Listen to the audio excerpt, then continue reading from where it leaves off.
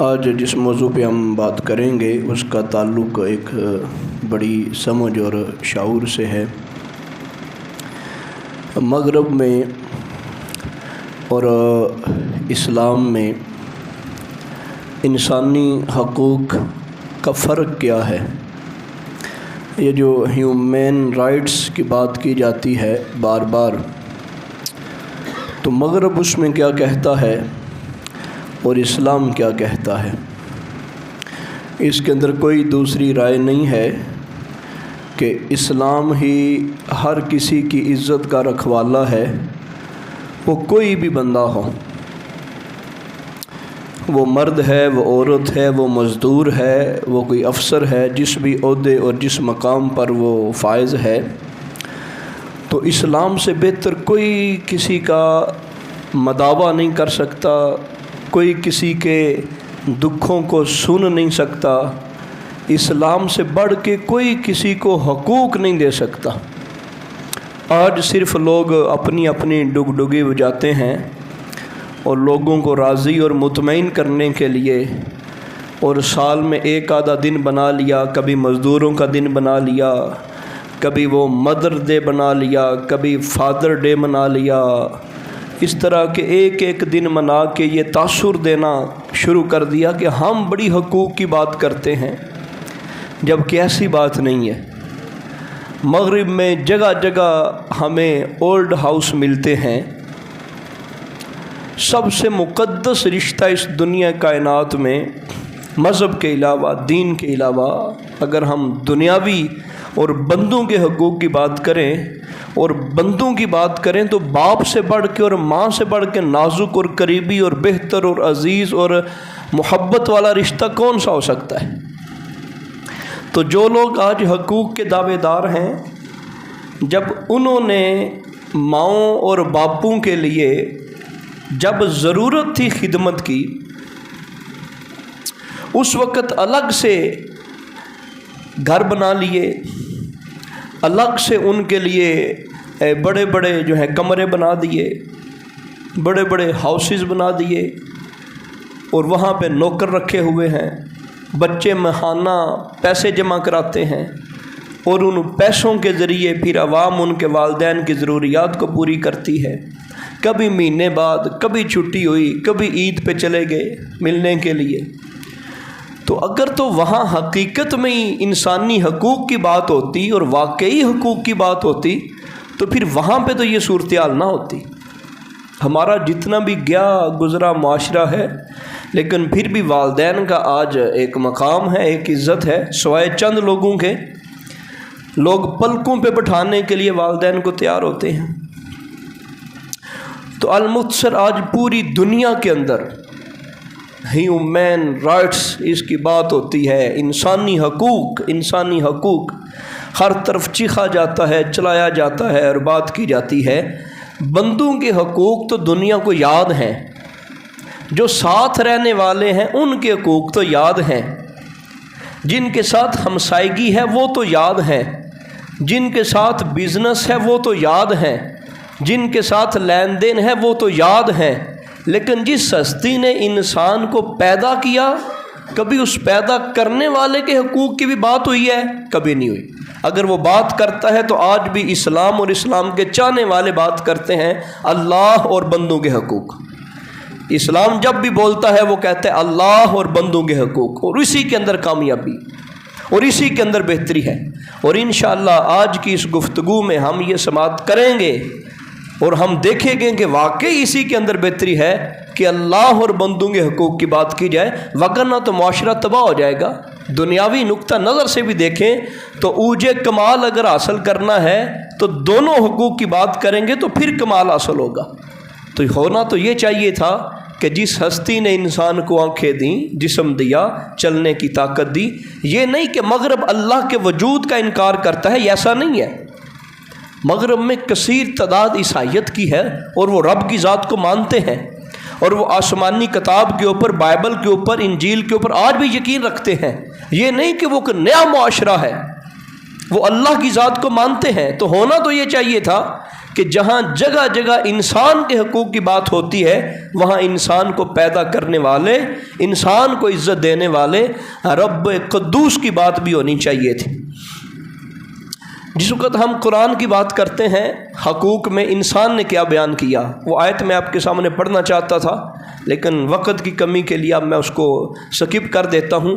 سورہ نساء کی آیت نمبر 36 اگر آپ اٹھا کے دیکھیں گے، سورہ نساء کی آیت نمبر 36، یہ آیت شروع ہوتی ہے، اس آیت میں ایک حق اللہ نے اپنا بیان کیا پہلا، اور اس کے بعد 9 حق اللہ نے بندوں کے بیان کیے، قریب کے رشتہ دار، دور کے رشتہ دار، ہمسایوں کے حقوق ہیں، جتنے بھی غریب ہیں ان کے حقوق بیان کر دیے، یتیموں کے حقوق بیان کر دیے، مردوں کے حقوق بیان کر دیے، عورتوں کے حقوق بیان کر دیے۔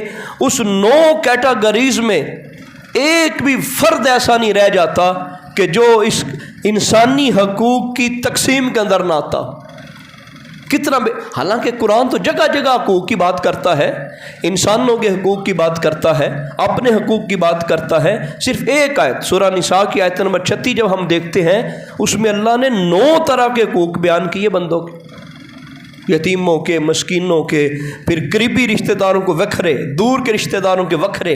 اپنا حق کیا بیان کیا کہ اللہ کی ذات کے ساتھ کسی کو شریک نہیں ٹھہرانا۔ معلوم ہوا قرآن جو ہے وہ دونوں چیزوں کو لے کے چلتا ہے، مذہب جو ہے وہ دونوں چیزوں کو لے کے چلتا ہے۔ تو اللہ رب العزت نے یہ ارشاد فرمایا، اور حدیث پاک میں بھی رسول پاک صلی اللہ تعالیٰ علیہ وآلہ وسلم نے حقوق کی بڑی بات کی، اور اتنی بہترین بات کی اور اتنی پیاری بات کی کہ بندہ تصور بھی نہیں کر سکتا، سوچ بھی نہیں سکتا، اتنی باریک بینی سے۔ بخاری کی حدیث پاک آپ کے سامنے پڑھنے لگاؤں، بلکہ اس سے پہلے تھوڑا سا مشاہدہ آپ کے پاس رکھا جائے۔ آپ میں سے کوئی بندہ بھی ہو، کوئی بندہ بھی ہو، آپ کا بڑا قابل استاد ہے جس کی آپ بڑی عزت کرتے ہیں، یا آپ کے مرشد ہیں، یا کوئی اور آپ کے لیے بڑے عزت اور بڑے مقام والا بندہ ہے، پانی کا گلاس جو ہے وہ آپ کو دینا چاہتا ہے کیونکہ آپ اس کے سامنے بیٹھے ہیں، اگر وہ آپ سے کہہ دے، پیر آپ سے کہہ دے، آپ کا استاد آپ سے کہہ دے، آپ کا محسن آپ سے کہہ دے کہ یار میرا دل ہے کہ میں پانی کا گلاس اس کو دے دوں، تو آپ کیا کہیں گے؟ نہیں استاد جی، آپ کہہ سکتے ہیں؟ نہیں کہیں گے، ہم کہیں گے نہیں جی ٹھیک ہے استاد جی، جس طرح تہاڈی مرضی کر لو جی، کوئی مسئلہ نہیں، دے دو، تسی انہوں دے دیو جی۔ یا محفل ہے، لنگر تقسیم ہو رہا ہے، تو وہاں پہ وہ ایک پیکٹ بچ گیا ہے، تو آپ کہتے ہیں اچھا یار تو رہن دے، اینو دے دیو، تسی کی کہو گے؟ نہیں جی میں لے کے چڑھنا ہے۔ اچھا اس کا دوسرا پہلو بھی دیکھیں، ہماری سوچ کیا ہے؟ یہ ہے ہم کہہ دیتے نہیں جی کوئی نہیں خیر ہے، اور اگر بالفرض میں ہی کسی کا استاد ہوں اور میں ہی کسی کا محسن ہوں، میں اگر کسی اپنے شاگرد کو کہوں کہ اچھا یار یہ باری تو تیری ہے، چلو پہلے باری یہاں سے شروع کر لیتے ہیں، اگر وہ میرا شاگرد مجھے کہے نہیں جی پہلا میرے تو شروع کرو، مجھے غصہ بھی آئے گا، میں بے شک لوگوں کے سامنے محسوس نہ کراؤں لیکن دل میں محسوس بھی کروں گا اور غصے سے کہوں گا اے پڑھ لا۔ ایک ہوتا ہے محبت سے چیز دینا۔ اب یہ 2 چیزیں ذہن میں رکھیں اور اب حدیث پاک سنیں، یہ بخاری کی حدیث پاک ہے، فیصلہ کرنا آسان ہو جائے گا، بات سمجھنی آسان ہو جائے گی۔ رسول کریم صلی اللہ تعالیٰ علیہ وآلہ وسلم تشریف فرما ہے، دائیں طرف ایک بچہ بیٹھا ہوا ہے، بچہ چھوٹا سا، جن کو عبداللہ ابن عباس کے نام سے زمانہ یاد کرتا ہے، اس میں گرامی تھا ان کا، اور بائیں طرف کھبی سائڈ پہ حضرت ابو بکر صدیق بیٹھے ہیں، حضرت خالد بن ولید بیٹھے ہیں، بڑے بڑے صحابہ۔ نبی کریم صلی اللہ تعالیٰ علیہ وآلہ وسلم کے ہاتھ میں پینے والا مشروب آیا، اور سرکار کی عادت مبارک تھی، یہ کوئی فرض واجب نہیں، عادت مبارک تھی، طریقہ اسلام نے دیا ہے کہ پہلے دائیں سے ابتدا کرو، سجے سے ابتدا کرو۔ اب وہ چھوٹا بچہ ہے، سرکار کی خواہش کیا ہے؟ سرکار کی خواہش یہ ہے، یہ تو چھوٹا بچہ ہے، اچھا یہ جیے صحابہ ہیں، بڑے ہیں، چلو ان کو چیز دے دی جائے۔ اب آپ دیکھیں اگر سرکار اپنی مرضی سے دائیں سے شروع نہ کریں، بائیں سے شروع کر لیں، تو کوئی کسی کا حق مارا جا رہا ہے، کوئی ظلم ہو رہا ہے، کوئی زیادتی ہو رہی ہے؟ بالکل نہیں ہو رہی۔ اس کے باوجود بھی رسول پاک صلی اللہ تعالیٰ علیہ وآلہ وسلم نے اجازت مانگی، اے میری دائیں طرف بیٹھنے والے بچے، یہ جو میرے پاس پینے کے لیے مشروب آیا ہے، پانی آیا ہے، دودھ آیا ہے، سرکار نے کچھ گھونٹ بھرا، کچھ پیا سرکار نے، اور باقی جو بچا نا، سرکار نے فرمایا تو دائیں طرف بیٹھا ہے۔ ابتدا تو ہم دائیں طرف کرتے ہیں، ادھر یہ بڑے بڑے لوگ ہیں، یعنی بڑے بڑے لوگ دولت کے حساب سے نہیں، بزرگ ہیں نا جی، اسلام بزرگوں کی عزت کرتا ہے، وڈیرے ہیں۔ تو نبی پاک صلی اللہ علیہ وسلم نے اس بچے سے سوال کیا، اجازت مانگی، بلکہ حدیث میں باقاعدہ اجازت طلب کرنے کی بات ہے۔ رسول پاک صلی اللہ علیہ وسلم نے اجازت طلب کی، اگر تو کہے تو میں یہ پانی، یہ مشروب یا یہ دودھ یہ ان کو دے دوں، ابوبکر صدیق کو دے دوں، خالد بن ولید ان کو دے دوں، پہلے جو میں نے اب بات، ہم کیا کہیں گے؟ لیکن صحابہ کے بچے بھی بڑے دانا تھے، سمجھدار تھے، کمال جواب انہوں نے دی۔ یہ بخاری شریف کی بات ہے، کوئی قصہ کہانی نہیں۔ وہ حضرت عبداللہ ابن عباس بچے ہیں، میں اپنے لفظوں میں اس کو بیان کرتا ہوں۔ وہ کہتے ہیں یا رسول اللہ آپ کے حکم پر تو جان بھی قربان ہے، لیکن یہ جو پیالہ ہے نا آپ کے لب مبارک کے ساتھ لگ گیا ہے، آپ کا تبرک بن گیا ہے، ہر چیز قربان تھی، پر یا رسول اللہ یہ میں نہیں دینا چاہتا۔ اب ہمارے لوگ نا لکیر کے فقیر ہوتے ہیں، وہ وقتی طور پہ مان جاتے ہیں، وہ کہتے ہیں نہیں نہیں کوئی نہیں، بعد میں جا کے کہتے ہیں نہیں استاداں چنگی نہیں کیتی، اے پیرا ساڑنا چنگی نہیں کیتی، حق میرا ہا۔ وہ اللہ کے بندوں نہیں مانا تو وہاں پہ کہہ دیں۔ صحابہ کی کیفیت دیکھیں، بڑے بچے ہے بھی چھوٹا، اور ان کو معلوم ہوا کہ ہر شے سے بڑھ کے سرکار کا تبرک عزیز تھا۔ کہا یا رسول آپ کا حکم سر آنکھوں پہ، ہم آپ کے اوپر جان نچھاور کرنے کو تیار ہے، ہر چیز دینے کو تیار ہے، پر یہ جو آپ کے مقدس لبوں کے ساتھ لگ گیا ہے نا جی، اس کے اندر پتہ نہیں کتنی شفا ہونی ہے، کتنی برکتیں ہونی ہیں، ہر حق معاف کرنے کو تیار ہوں، پر یا رسول اللہ یہ جو آپ کے لب اقدس کے ساتھ لگ گیا ہے نا جی، یہ میں چاہتا ہوں مجھے ہی ملے۔ تو پھر نبی پاک صلی اللہ علیہ وسلم نے اس بچے کو دیا۔ وہ اسلام جب ان چیزوں کو مد نظر رکھتا ہے، اتنے اتنے حقوق کی بات کرتا ہے، ہمیں کیا ضرورت ہے ہم کٹورا لے کے مغرب کے سامنے کھڑے ہو اور ہم ان کی بولی بولیں اور ہم کہیں کہ ہمارے حقوق کا فیصلہ وہ کریں گے، اور وہ ہمیں بتائیں گے کہ ماں کا دن کون سا منانا ہے، باپ کا دن کون سا منانا ہے، استاد کی قدر کا دن کون سا منانا ہے۔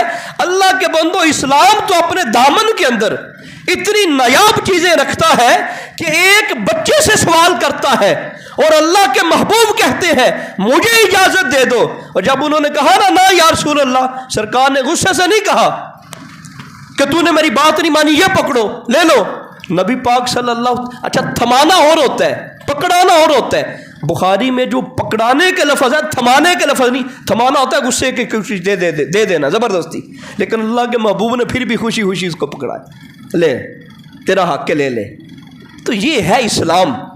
اسلام تو اتنی نزاکت رکھتا ہے اپنے اندر، اتنی نزاکت رکھتا ہے۔ اور نبی پاک صلی اللہ علیہ وسلم کے جب بچپنا آپ دیکھتے ہیں تو آپ کے سامنے ہے کہ سرکار دو عالم صلی اللہ علیہ وسلم حضرت حلیمہ کے پاس گئے تو ایک طرف سے دودھ پیتے تھے، دوسری طرف سے دودھ نہیں پیتے تھے۔ بچپنا ہے ابھی اور دودھ پینے کی عمر ہے۔ اب بھی بندہ حقوق کی بات کرے، کسی اور کے در پہ جائے اور کہیں اور سے جا کے مانگے اور کسی اور کی بات سنے، اسلام سے بڑا حقوق کی بات کرنے والا کوئی نہیں ہے۔ اسلام نے جتنے حقوق دیے ہیں نا جی، اور کسی نے حقوق نہیں دیے۔ تو یہ رسول پاک صلی اللہ تعالیٰ علیہ وآلہ وسلم اور قرآن کی تعلیمات، ہر بندہ جو ہے یہاں پہ حقوق لینے کی بات کرتا ہے۔ قرآن یہ کہتا ہے اپنے حقوق لو، لیکن قرآن کا زیادہ جو زور ہے، اگر آپ ڈیپلی مطالعہ کریں تو قرآن حقوق مانگنے کی بات تھوڑی کرتا ہے، حقوق دینے کی بات زیادہ کرتا ہے۔ اللہ کے بندوں، اگر ہر بندہ مانگنا شروع کر دے تو پھر بگاڑ آئے گا۔ حالانکہ اس سے مؤثر طریقہ کیا تھا کہ دینے والوں کو کہا جائے کہ یا تم دے دو، اگر لینے والوں کو کہا جائے مانگتے جاؤ تو پھر بگاڑ پیدا ہوگا۔ تو قرآن نے ایک اور اصول جو پیش کیا، وہ یہ اصول دیا کہ کہا کہ حقوق جو ہے وہ خود دو، مانگنے والے کو مانگنا نہ پڑے۔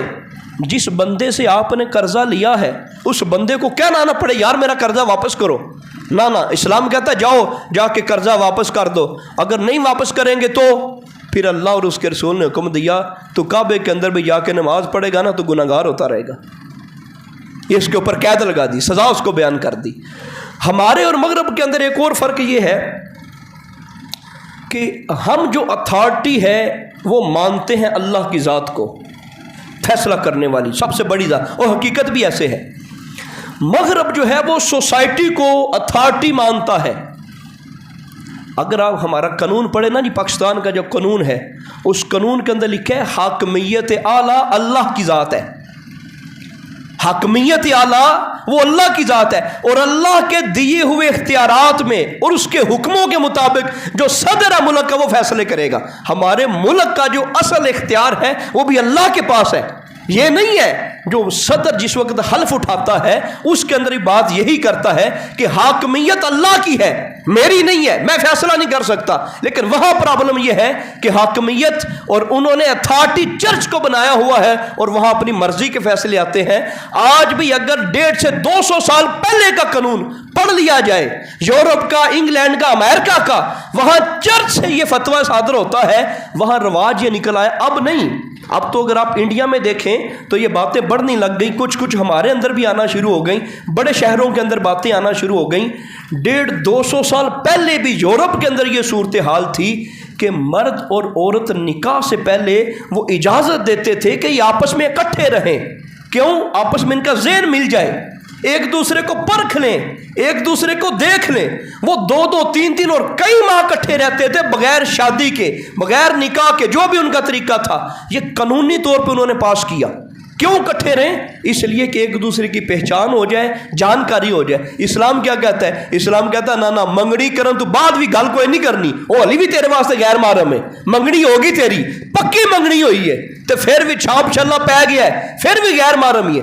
जब तक तेरे निकाह में जाबो कबूल नहीं हो जाएगा उस वक्त तक वो गैर महरमी है, तू कलाम नहीं कर सकता। तेरी मंगनी लाख बार हो जाए और बड़ी पक्की से पक्की मंगनी हो जाए, कुरान के साए में कसमें दे के मंगनी हो जाए, तो फिर भी जब तक निकाह नहीं होगा कलाम फोन के ऊपर भी नहीं कर सकते। ये इस्लाम ने असूल बताया था। लेकिन 150 साल पहले का जो सिलसिला है वो भी यही चल रहा था। तो तब चर्च से एक पैगाम निकला कि इससे नस्लें तबाह हो रही हैं, मामलात ख़राब हो रहे हैं, निकाह से पहले ही तलाक हो जाती है। अल्लाह के बंदो 100% पूरा कौन हो जाए? 100% जो है वो तो ना आप ठीक हो सकते ना मैं ठीक हो सकता हूँ। और ये अल्लाह ने बेहतरीन निज़ाम हमें दिया, मालिक ने बेहतरीन निज़ाम दिया। जो देखने के परखने के मामलात हैं जिस तरह परखते हैं वही रहे।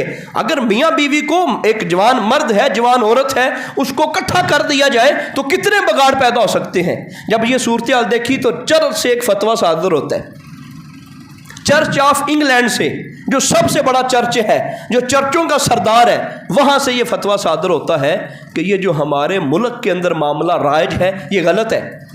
बाइबल इसकी इजाज़त नहीं देती, इसकी इजाज़त नहीं देती। ये फिर 150 साल बाद फिर फतवा चर्च से जारी हुआ कि 55% लोग इसके अंदर मुब्तला हैं, लिहाजा अब चर्च इजाज़त देता है कि शादी से पहले ये इकट्ठे रह सकते हैं।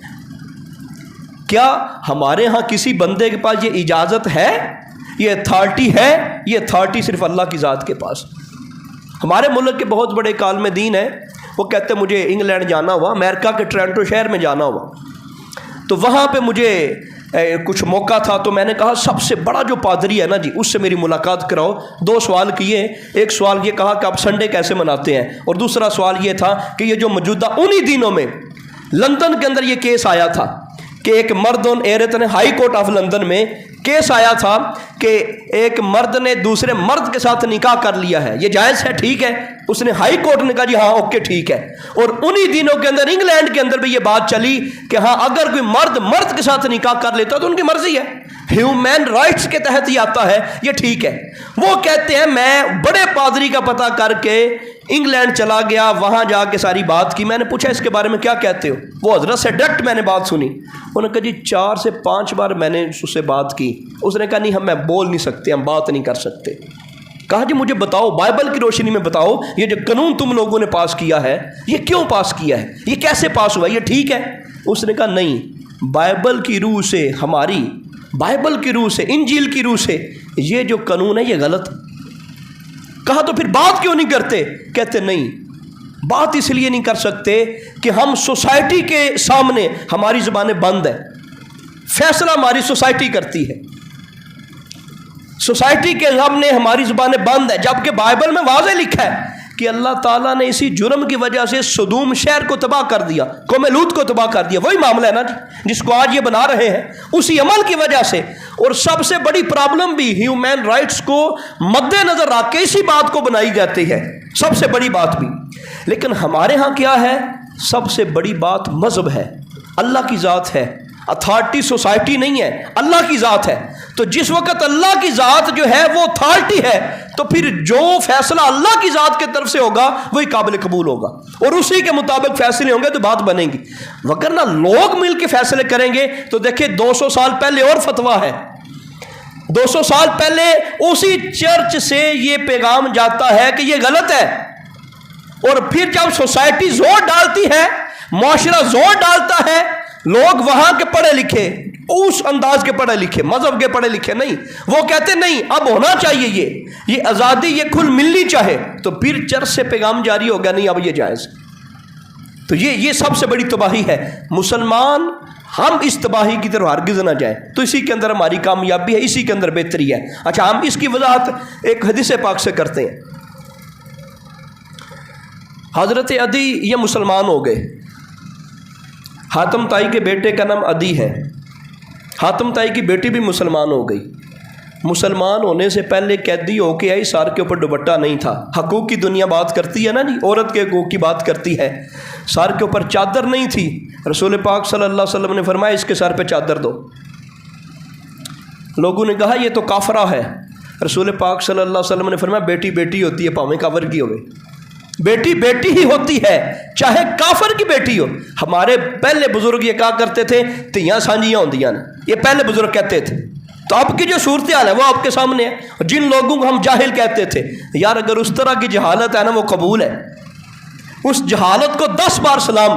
جس جہالت کے اندر مذہب سلامت ہے، دین سلامت ہے، ایک دوسرے کی عزت سلامت ہے، وہ جہالت نہیں ہے، وہ حقیقت میں روشنی ہے، وہ حقیقت میں علم ہے۔ تو وہ علم کیا اور وہ زمانہ کیا جس کے اندر عزت محفوظ نہیں ہے، جس کے اندر صرف اپنی ہی بیٹی کو بیٹی سمجھا جا رہا ہے اور اوروں کو جو ہے وہ عجیب نظروں سے دیکھا جاتا ہے۔ یہ خاتون بھی مسلمان ہو گئی اور ان کے بھائی جناب عدی یہ مسلمان ہو گئے، حاتم طائی کے بیٹے تھے۔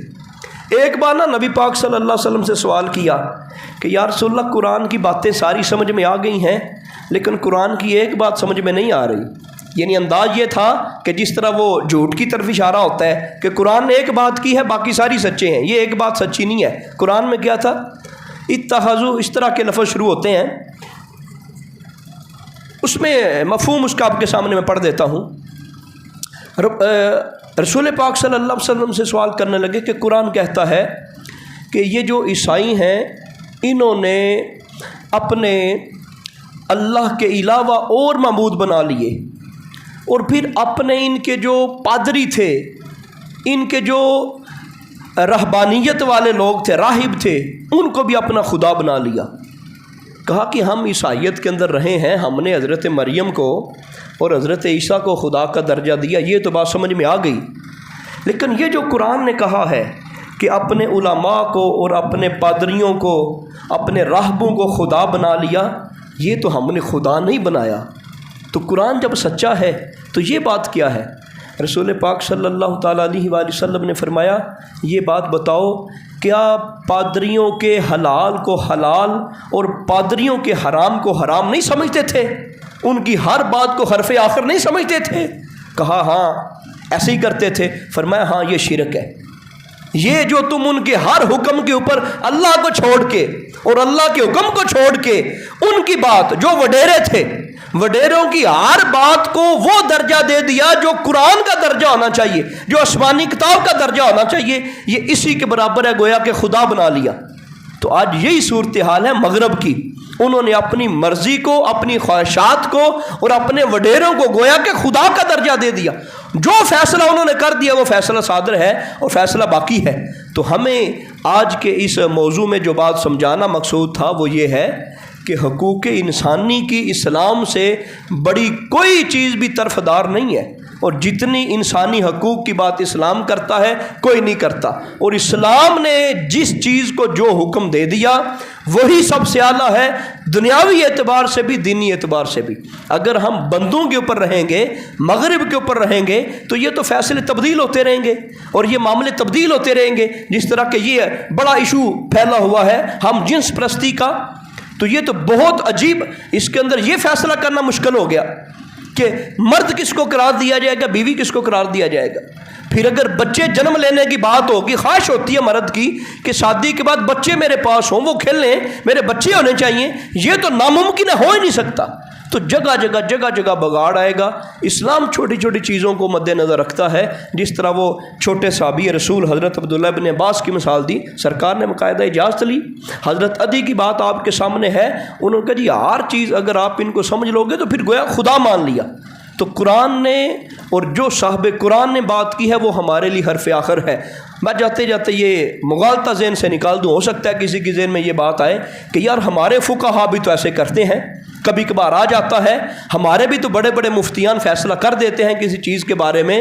اللہ کے بندو، جب بھی کوئی مفتی فتویٰ دیتا ہے، اگر اس فتوے کا متن پڑھا جائے اس کے اندر وہ مجبور ہوتا ہے قرآن کی بات اور حدیث کی بات کرنے پہ. مرضی سے کوئی فتویٰ نہیں دیتا، اس کے فتوے کو ہر بندہ چیلنج کر سکتا ہے. لیکن یہ اسلوب صرف اہل اسلام کا ہے. اگر آپ کہیں کہ ہم پہلے یہ سنتے تھے کہ نہیں یار سپیکر کے اندر جو ہے وہ جماعت نہیں ہوتی، اب سپیکر کے اندر جماعت ہوتی ہے، تو ہمارے مذہب کے اندر بھی تو ایسے ہوتا ہے نا. جب بھی کوئی فتویٰ آتا ہے اس فتوے کے اندر جو عالم دین ہے، جو فقیہ ہے، جو مجتہد ہے، وہ اس بات کے اوپر یقیناً اپنے آپ کو لازم کر لیتا ہے کہ جب تک میں قرآن اور حدیث سے دلیل پیش نہیں کروں گا میں اپنا فتویٰ دے ہی نہیں سکتا. جبکہ مغرب کے اندر یہ کیفیت نہیں ہے، وہ اپنا دنیاوی فائدہ دیکھتے ہیں، وہ دنیاوی مرضی دیکھتے ہیں. جہاں مرضی آئی وہ حکم صادر کر دیا.